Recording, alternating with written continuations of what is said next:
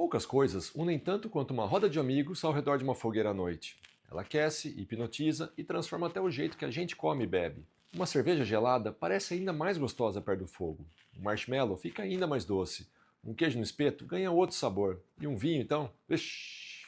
E isso não é só impressão. O calor aumenta a nossa circulação, os aromas de madeira despertam memórias afetivas e a luz alaranjada ajuda o cérebro a relaxar.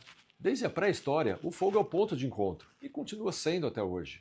Eu sou Fred Canella, passei esses dias aqui na fazenda de um amigo meu e quis fazer uma série de vídeos, no Resenha dos Alimentos, sobre esse tema. E eu quis terminar a semana assim, em volta da fogueira, ao estilo Chaves em Acapulco. Foram dias trazendo curiosidades sobre o queijo fresco, o ovo de 2 gemas, fogão a lenha e até da vaca preta. Mas o que deu sentido mesmo foi ver a curiosidade e os comentários de vocês. Portanto, esse vídeo é um brinde ao fogo, à comida, à bebida e às boas conversas. E você, me conta aqui, o que mais gosta de comer e beber em volta de uma fogueira? Gostou? Pega a lenha e siga o Resenha dos Alimentos.